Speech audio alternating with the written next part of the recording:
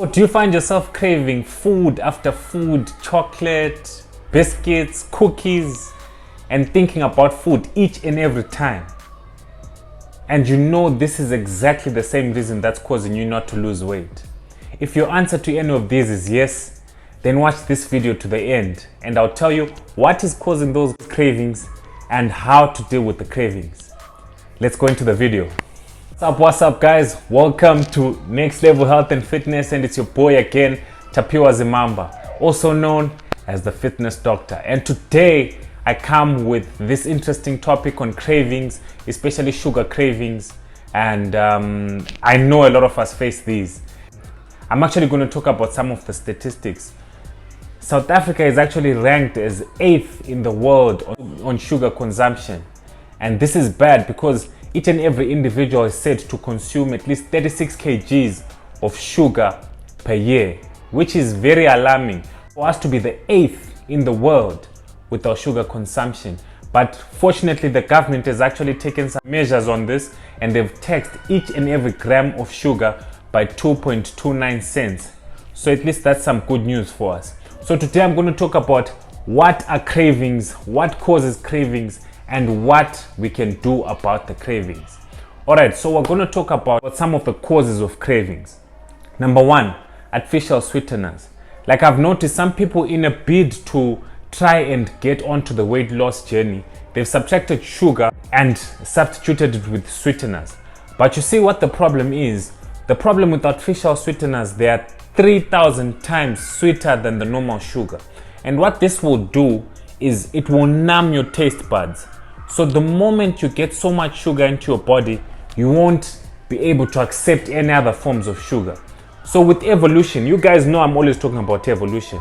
Our forefathers, like how they used to live in the Stone Age, in the Iron Age, they always used to hunt. So what happened is that the body is a protection mechanism. It loves a state of homeostasis, where it's balancing your body. So what happened is that there's this thing called dopamine, which is the body's reward mechanism. When you do something good, when you help someone cross the road, when you're told something good about yourself, your body releases dopamine.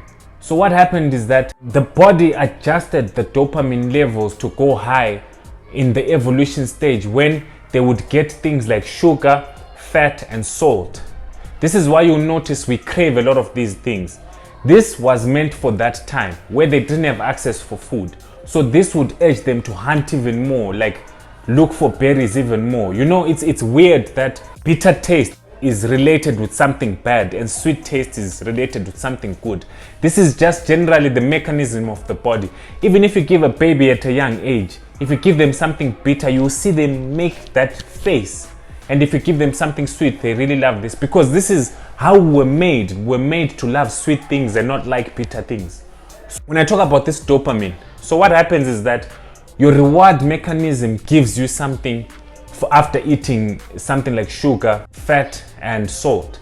This was meant for the Stone Age. But now the problem is we've got so much access to this food that there's a high level of dopamine telling us we should eat these foods, and there's so much access to the foods. It was good back in the day when they didn't have that and they had to hunt for that food and get that reward after hunting a nice kudu and getting a good feeling of satisfaction after that, which was good in the time. But for now, it's causing us to be obese. Like, we're gaining a lot of weight because of this. So what happens with dopamine? The moment dopamine goes up, you need to put in more sugar. Like, have you ever noticed, like, if you have one chocolate, you can have one chocolate today and you're satisfied. The next day you are not satisfied by one, you want two. The next day you want three. The next day you want four. The next day you want the whole slab. This is why. It's because your dopamine keeps on going up, and the normal amount of sugar that you're using to satisfy that dopamine, you can no longer satisfy it with that first sweetness you put. So now you need more sweets to get to that dopamine level. So the moment your dopamine rises, the sweet stuff has to also rise, which becomes a problem because your body gets accustomed to so much of sweet things and you'll no longer be satisfied by just a few things. This is why most of us continue to crave. Now I'll go back to the artificial sweeteners. Artificial sweeteners are very sweet, and What did I say about sweetness? The moment they are very sweet, they've raised our dopamine level so high. So the problem is you will no longer taste any normal food as normal, even if it has sugar, because you have put that sweetness so high that your body can no longer accustom to the normal sugar you need to have. So that's number one. Number two, you don't have enough natural sugar in your body. You should get natural sugar from your fructose, especially from the fruits. The more you get more of this sugar, your body will accustom to the right amounts of sugar in your body. So get the right amounts of sugar in your body. I'm gonna go to number three. Number three is you are always stressed. Like I said, your body promotes homeostasis, so it wants to regulate you. You are too stressed, and the problem is your body does not realize the difference between stress and trouble. So what your body will do, it will feel like this person is going through a certain type of trouble. It will give you so much urge for cravings for food so that you can get sugar, so that in a case that you need the flight or flight hormone, you have got enough energy for that. So be very careful to manage your emotions carefully, because this can cause you to crave. I don't know if you have noticed, especially with ladies, no offense, I'm not pointing fingers, but with ladies, the moment you are stressed, you eat more, you crave more, because this is how your body regulates. Like your body feels like you're in this place, and naturally we need to be in the center.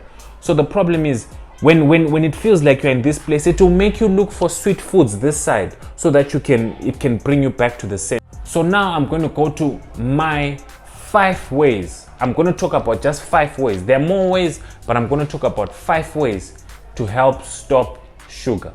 Number 1, sugar can be an addiction like anything else, like any other drug, like alcohol, like nicotine. Not only sugar, but food can be an addiction with that. So what do these people do? You just need to stop. Like you just need to stop cold turkey. Like what I mean by this, for a smoker to stop smoking, you can't have a box of cigarettes constantly in your pocket. Find ways to get cleaner food. I know this is a very difficult one, especially this number 1, where you just stop cold turkey. Like this is one of the most difficult, but for some people it works and some people it doesn't work. Remove the access of constant food in your sight. Remove that access so that it's difficult for you to access that food. Some people, there's an article I was reading where they were saying sometimes the psychology works like this. If you put something, like for example a piece of food on a higher shelf where you need something to climb on it to get that food, your brain is so lazy that you will be so lazy to go and take the step and take that fruit from up there. So do things like that. Hide food that gives you problems. Then maybe you can release it once in a while. I'll go to number 2. Stop bit by bit. Adjust your things gradually. This is the one I love the most, because this one is more realistic. Though some can work with the first one, but adjust your sugar bit by bit. Like for example, I was talking to one of my clients and she was telling me she has 8 sugars in a day in her coffee, in a tea, which is very dangerous. Like it's extremely dangerous. But how I advised her, I told her, for the first week, since you're on 8 sugars, try and reduce next week to 7. So here we're trying to acclimatize your taste buds so that they can get used to a low amount of sugar. But you can't just do it immediately. You can't just cut out all 8 teaspoons at once. So what I suggest, if you're taking 2 slabs of chocolate, subtract at least to 1.5. Go to 1. Go to half, like that. Do this over time. Gradual progress is the biggest progress, because at the end of the day, you make the most progress when you do it gradually. A long journey begins with a few steps. Don't try and rush the process. Do it gradually. Like subtract 1 teaspoon per month, even if it's per month, because at the end of the day, you want to build a lifestyle. You don't want to do something that's a quick fix. So if you want to build a lifestyle, you're going to do it very gradual. This month you remove 1 teaspoon. Next month you remove the next teaspoon. The other month you remove the next teaspoon. Or eventually your taste buds will acclimatize to the sugar taste. So you notice that the moment you try and put something too sweet and your taste buds are no longer taking that, you feel like something is too sweet in your body and your body will reject that. So that's number 2. Let's move on to number 3, which is drink water. 9 out of 10 times you feel like you're hungry, you're actually thirsty. And this is actually true. Like, drink water every time you feel like you're getting hungry. Like every time you feel like you're getting thirsty, every time you feel like you're getting a craving. First, drink water so that your body can realize whether it's really hunger or it's just thirst. So 9 out of 10 times, I'll say this again, 9 out of 10 times you feel like you're hungry, you're actually thirsty. So first, start by drinking water. And it's difficult sometimes to drink 5 liters of just plain water. What I suggest is put some fruits into your water so that it's got a bit of some taste. Like, this is beautiful. I've tried this myself. It makes the process so much easier and better and so much enjoyable, because at the end of the day, let me tell you something, if you want to get to your health goals, don't make it difficult. Don't make the journey difficult, because the moment you make the journey difficult, it's easy for you to fall off the wagon. So guys, that's number 3, drink enough water. Number 4, I know this one sounds very weird, but number 4 is brush your teeth. Like, the moment you brush your teeth, this is just a small tip. The moment you brush your teeth, you don't feel like eating soon after. So if you feel like you're getting a craving, just try and brush your teeth, and you see, you won't feel that craving as much as you did initially. So this is just one of my tips. I'm going to go to number 5, which is eat high protein foods. This is very important because protein is very satiating. So the moment you eat more protein foods, like, you feel fuller for longer. So eat your eggs, eat your fish, eat your chicken, eat your broccoli, eat your parsley, like, eat all those things because they are very high in protein and they'll make you feel fuller for longer. Even for your carbohydrates, look for different carbohydrates, like, for example, complex carbohydrates. Go for brown bread over white bread, because brown bread will make you feel fuller for longer. Go for things like oats over normal cornflakes, because oats will make you feel satiated for longer than cornflakes. I actually want you to try this experiment. One morning, wake up and eat oats, and the other morning, wake up and eat cornflakes. I want you to check the time differences in which you're going to feel hungry. You'll notice that the whole grain and oats are going to make you feel fuller for longer. So make sure you go for good protein, a lot of protein in your diet. The carbohydrates was just an added benefit. The last one, which is stay occupied.